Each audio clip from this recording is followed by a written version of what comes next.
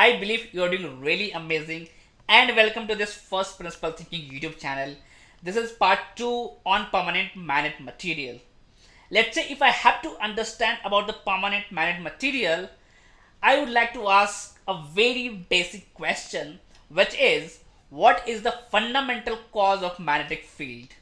Let's start exploring it from the current knowledge right now we are having.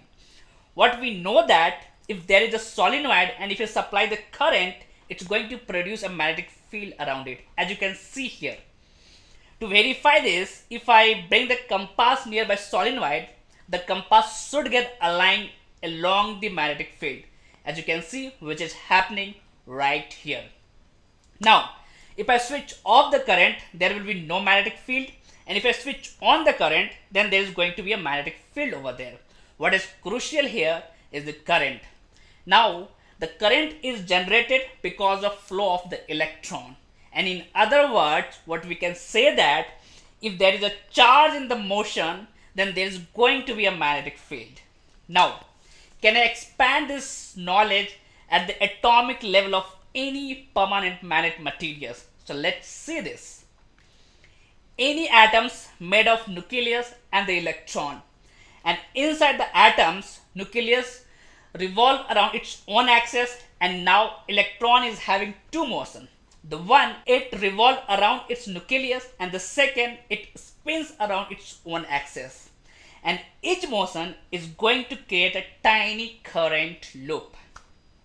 Before I go ahead, let me introduce about new vector quantity, which is magnetic moment mu, and its value is equal to I into area, and the direction it is calculated using right hand thumb rules. You do not have to worry about this vector quantity. In other words, indirectly you can understand like this: magnetic moment indirectly represent the magnetic strength of the atoms or the material. Now let's back to our original discussion. So each tiny loop is going to create a magnetic moment, which you can see here. Now let's add it vector wise, and now we can get the net magnetic moment of that atom, which you can see here. Now let's take a bulk material of any permanent magnet and assume that all the magnetic moment of individual atoms are aligned in one direction, which you can see here. Now, how the magnetic moment is getting generated? Because of charge in the motion. And what we know that if there is a charge in the motion, then there is going to be a magnetic field around it, which you can see here. Now, naturally, this magnetic moment will not be aligned. It will be something like in a random direction, in such a way that net magnetic moment of material is going to be the zero. Now, when you keep this material external magnetic field, then again it's going to be aligned in that external field, as you can see here. And now it again start producing a magnetic field, as you can see here. To verify this, if you bring the compass near this magnetic material, you will see that compass follow along the magnetic line, as you can see right now here. So if I have to ask the question, what is the atomic origin of magnetism? The answer will be the net magnetic moment caused by spinning of the electron, revolving electron around the nucleus, and the spinning of the nucleus. But wait, till now, the understanding that we have developed from the classical mechanics point of view.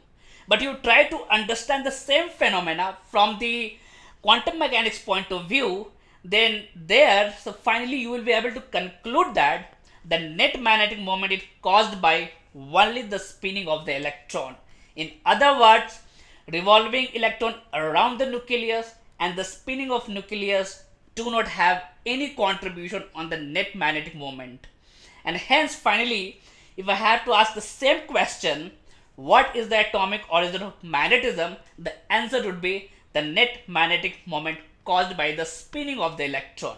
So till now, what understanding we got it, to behave like a magnet, there is going to be the spinning of the electron. If that is the case, then every element in the periodic table is going to behave like a magnet, because in every element the electrons are spinning.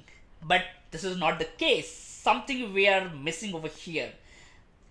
Let's explore what we are actually missing. So what we know that if there is a spinning of electron, then there is going to be a magnetic field around it. Now let's assume that there is another electron, but it is spinning opposite to the first electron. Now tell me what would be the net magnetic moment, which is going to be 0, and there will be no external magnetic field. In other words, to create a net external magnetic field, there has to be unpaired spinning electron. Now from the childhood experiment we know that iron behaves like a magnet. Let's figure it out whether there is an unpaired electron or not. When you see the electronic configuration of the iron, you will find that there is an unpaired electron in the 3D orbital, as you can see here. Even you can find unpaired electron in the cobalt and as well as in the nickel as well here.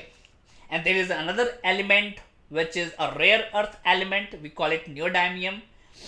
Here also you will find the unpaired electron. So now again, if I have to ask the same question, what is the atomic origin of magnetism, and the answer would be the net magnetic moment caused by unpaired spinning electron. In the next part, I am going to discuss about the formation of the domain.